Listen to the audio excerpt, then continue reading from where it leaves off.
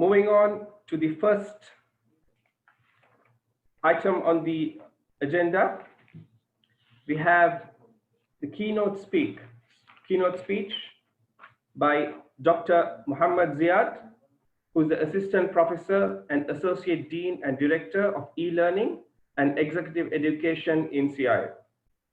The keynote speech would be on Shariah implications in using artificial intelligence and robotics in banking processes.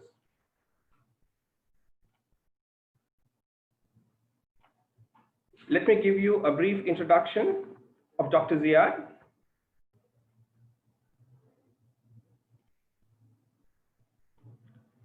Dr. Mahomed Ziyaad holds a PhD in Islamic finance from Malaysia, a BA honors in business finance from Anglia Ruskin University, United Kingdom, and MBA from Mancosa Republic of South Africa. He is also a chartered Islamic finance practitioner and certificate in Islamic law holder from INSEAD and University of KwaZulu-Natal, South Africa.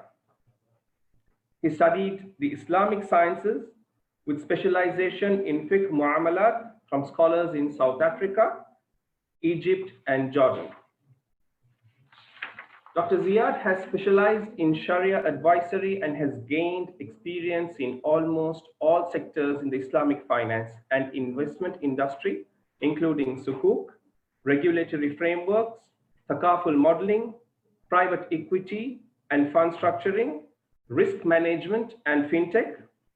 He is the recipient of numerous global awards for his unique Islamic social finance in fintech modeling technique.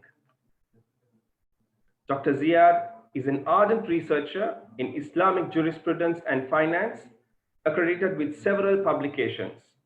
He has provided training and advisory in Islamic finance in more than 20 countries to over 10,000 finance professionals and Islamic scholars.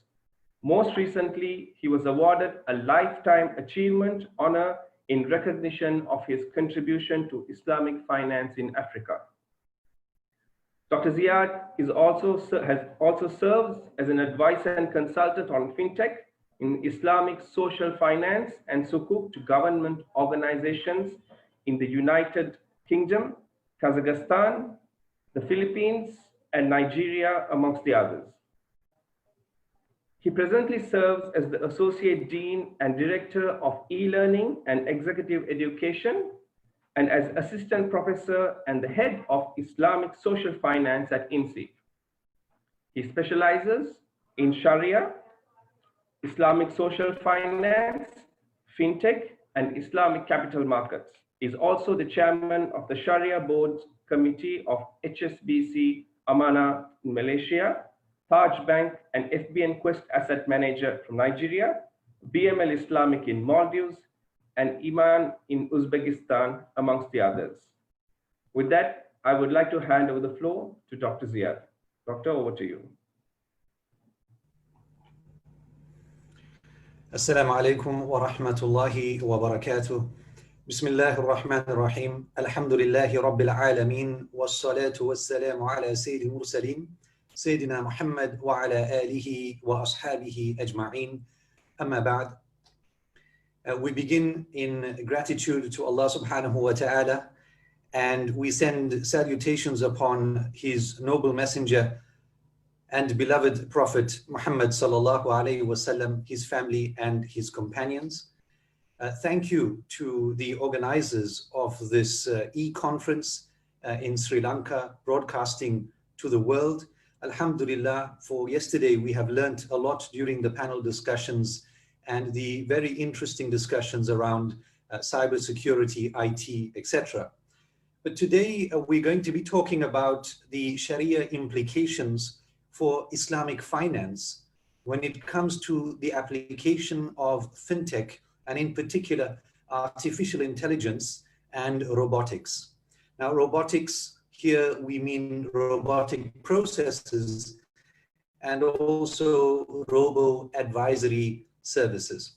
Now, I will share the screen and we will look at some of the slides just to provide a guidance to the discussion.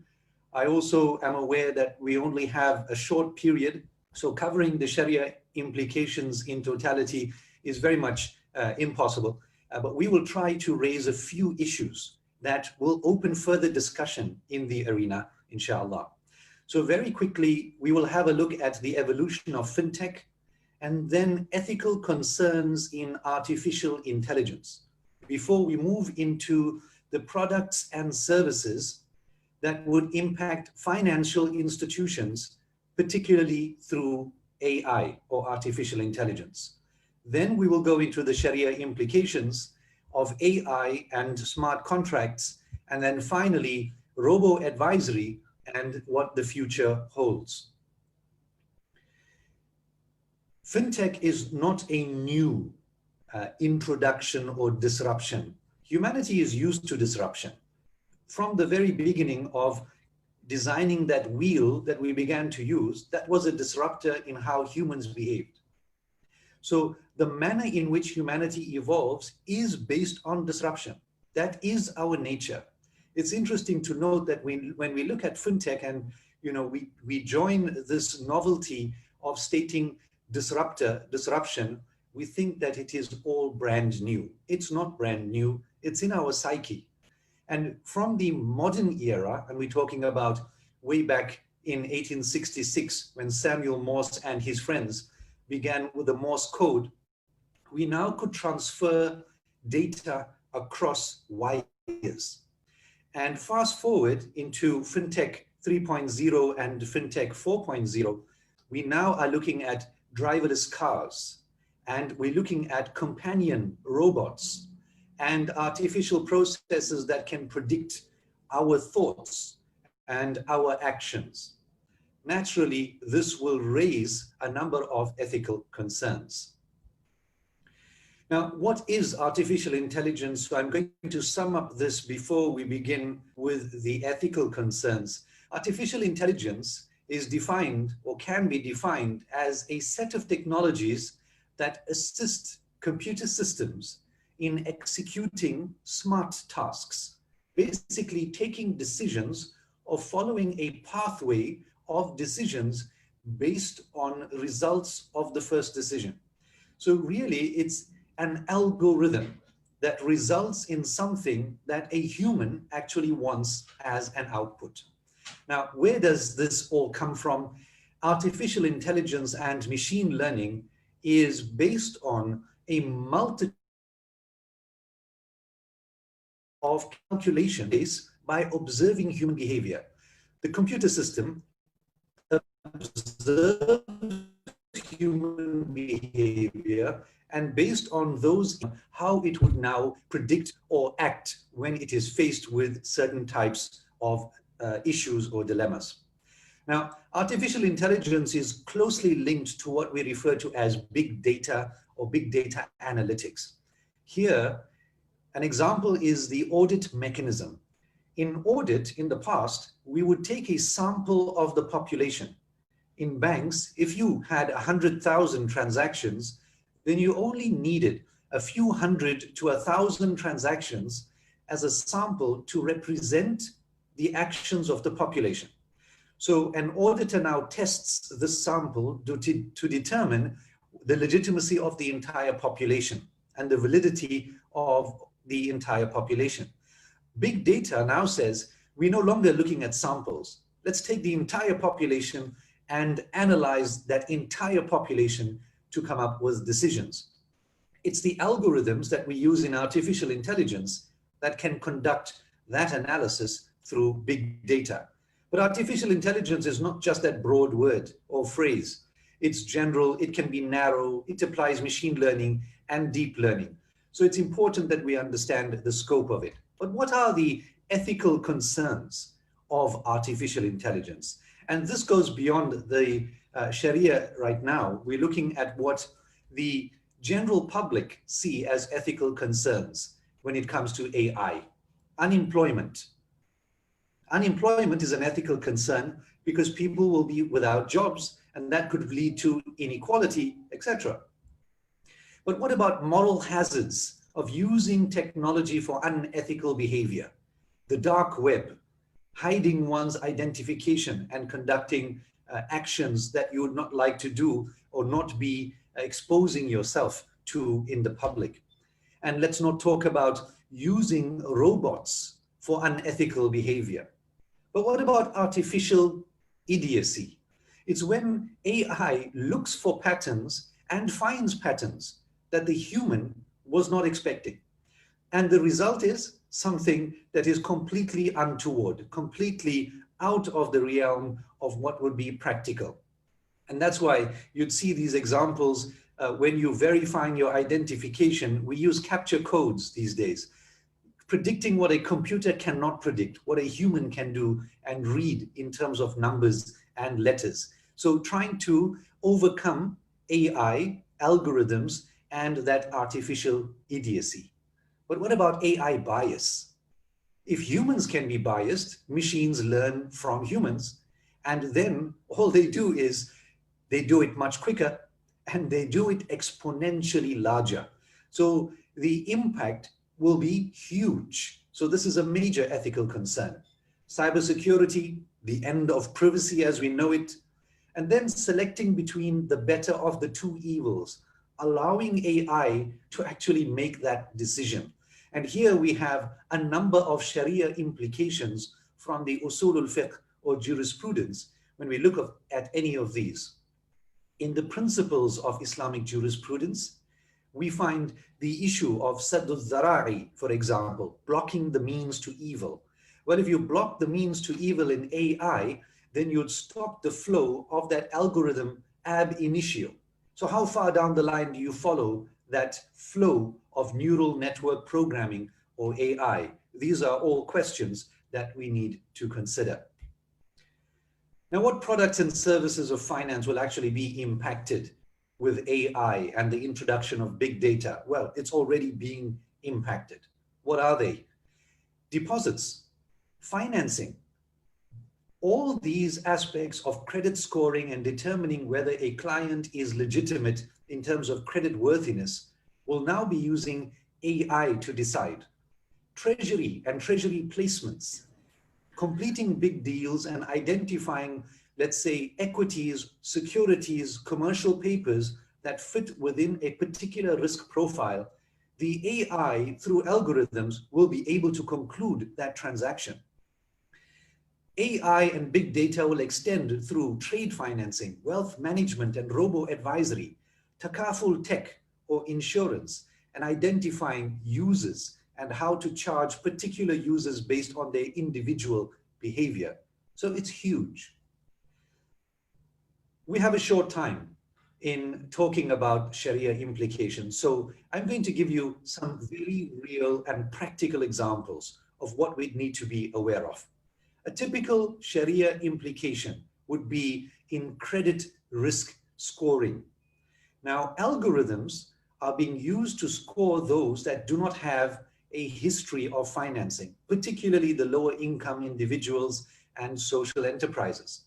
Introducing AI will now analyze the social activity and social media activity of a client or a potential client. It will also assess the transactional behavior, meaning, do I pay my electricity bill on time or my water bills on time? AI and big data will gather all of that and draw up a profile of the client, which will now be used to determine credit history and provide him with financing. So what does it solve? Of course, speed in decision-making, validation of asset liability management and credit management decisions, and again, real-time assessments that clients can actually witness their own credit score changing real-time because they do some good actions. Now, all of this is great because it actually supports the maqasid from a perspective that it includes those that have been financially excluded, and that's great. It also supports a holistic approach to credit rehabilitation. So it encourages good behavior from the Sharia that looks at an improvement in the akhlaq, the behavior and character of a person, which is great. There are implications, but in the risk mitigation techniques for particular Islamic finance instruments like murabaha. Murabaha requires collateral. So how will that collateral be assessed? Would it be the standard assets that we use today, or would it be based on the customer behavior? How will that be acknowledged from a Sharia perspective? But there are also risks from a Sharia perspective. The reliability of the information may be in question. If a client knows how to improve his credit score in terms of his actions, so he ticks those boxes simply to access credit. And that could be behavior based on what the system expects, but not what humanity expects. And this is the big ethical or moral hazard. And from a Sharia perspective, naturally, it will be a hazard as well. Some other examples of application and how AI is being used: sentiment analysis and market impact using big data. Now, how will AI solve this? What does it actually solve?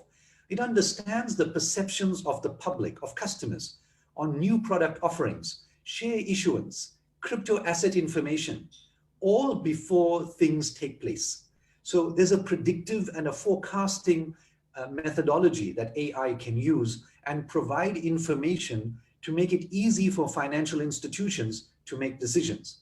Basically, what we refer to as price signaling. The Sharia implications are great. It reduces information asymmetry.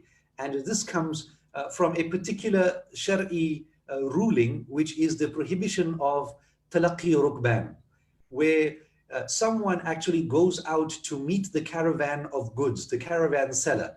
So he has more information, but he releases less information to the person, telling him that I'm only willing to pay X price. The market really doesn't want this at that price.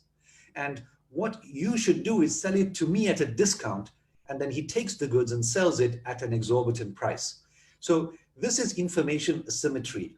With AI and big data, it does reduce that asymmetry, but it also may lead to manipulation of prices for those that have the information. So it doesn't really solve what seeks to be solved in terms of information asymmetry.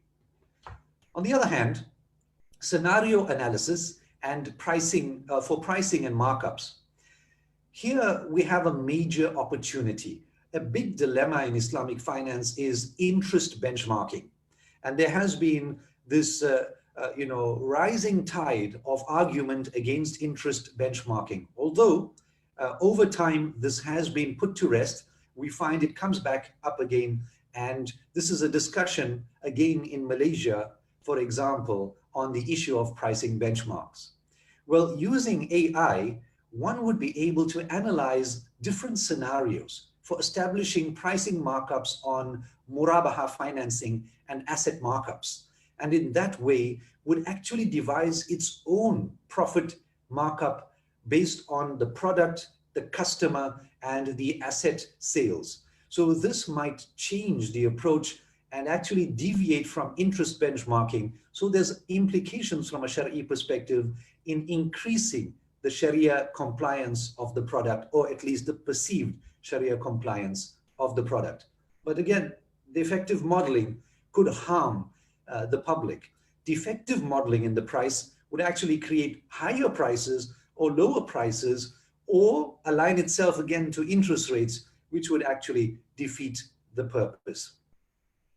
Now, the big picture: Islamic banking processes and fintech are impacted or will be impacted in almost every facet with the introduction of fintech and AI. From interbank transactions to remittances, crypto banking, record sharing, regulatory reporting, transparency, all of this will be impacted. But let's take a very myopic view, a very specific view on Islamic financing, derivatives, and takaful, and how a type of AI or fintech, robo-processing, will impact Islamic finance, and that is the introduction of smart contracts. What's a smart contract? It's a contract that is usually based on blockchain, that follows a very specific algorithm, and it goes through an approval process that is reminiscent of what murabaha and other Islamic finance transactions expect. Sharia compliance is a sensitive issue. It's based on sequence of transactions, timing of transactions, and underlying contracts that must be instituted within a specified period. Now, what would be impacted if you introduced smart contracts? Well, human error, for one, would be reduced dramatically. And sitting on a number of boards globally, human error is by far the #1 reason for Sharia compliance.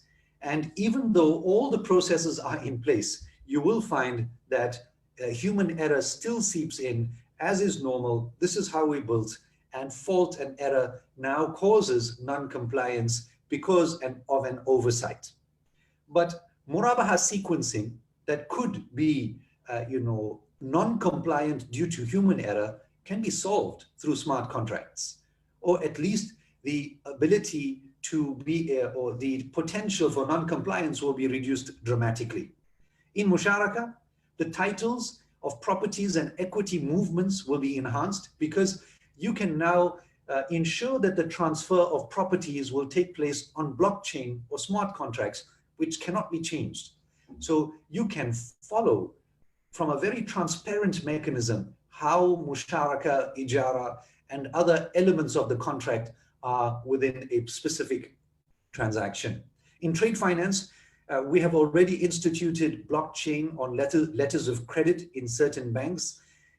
Import and export documentation on blockchain, like shipping guarantees and waybills, can all take place on blockchain using smart contracts. And again, that raises the level of Sharia compliance because the ability to commit fraud or manipulate documents is now reduced dramatically.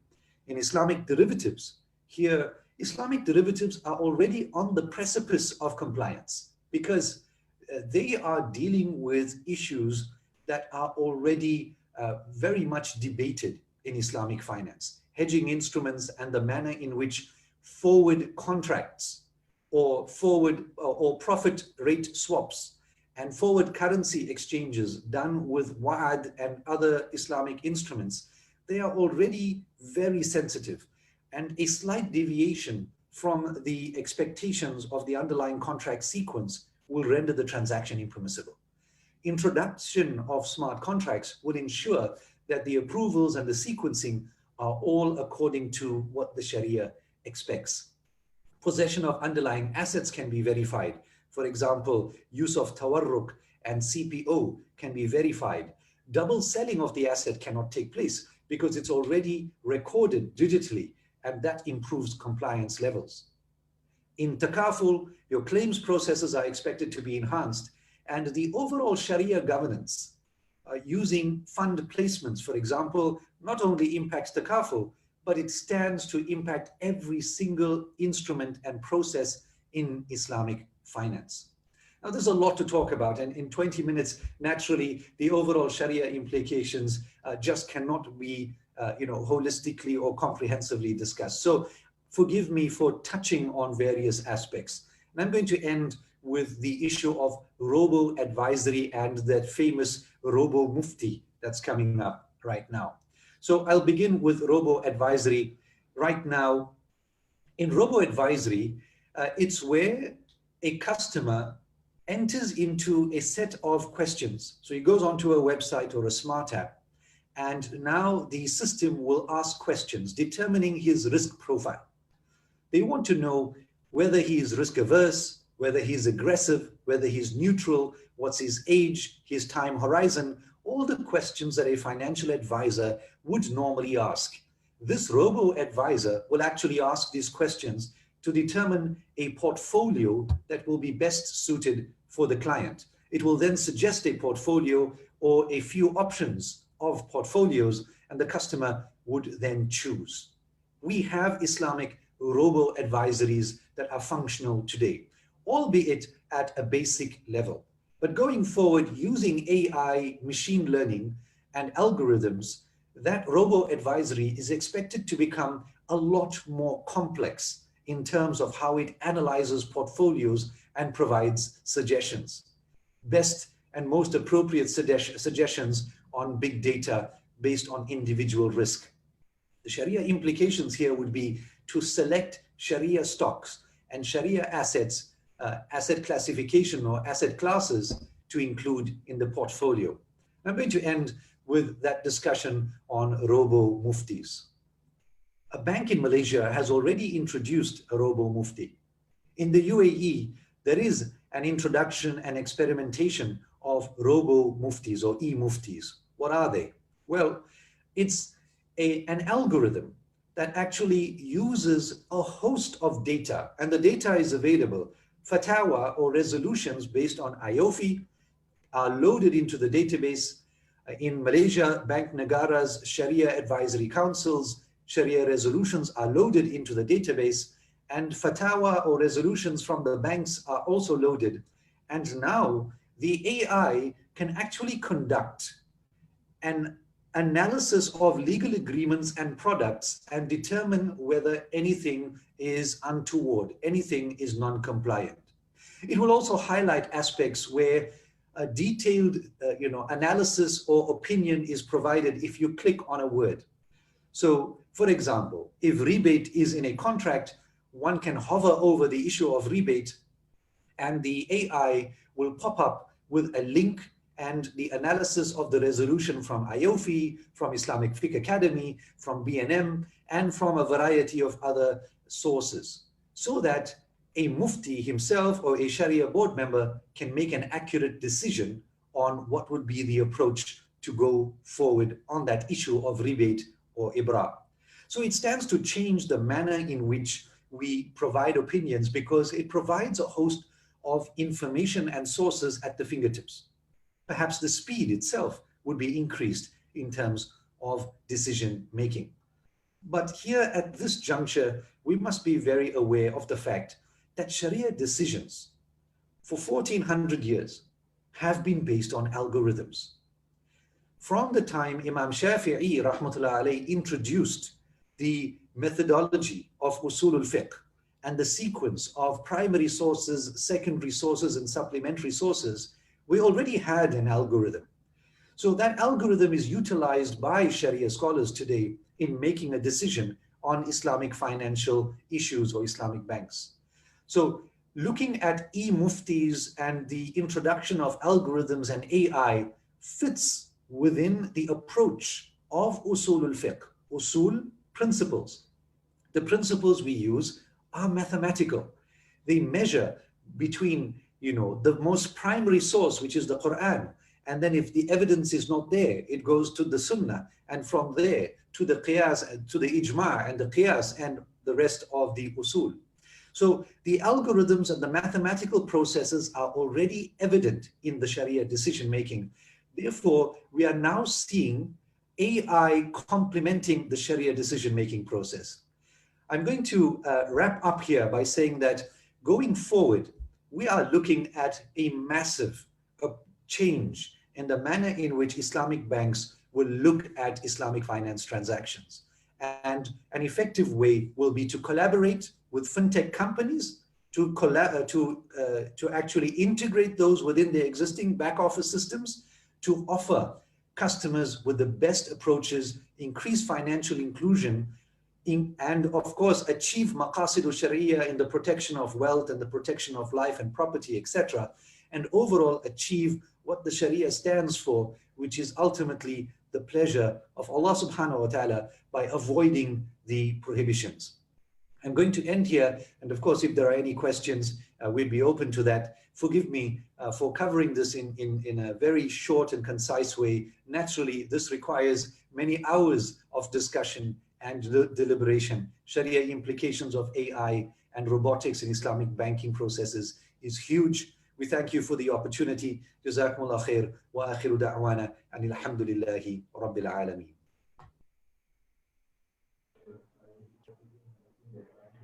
Jazakallah khair, Dr. Zeyaad, for that very comprehensive and insightful presentation. Being involved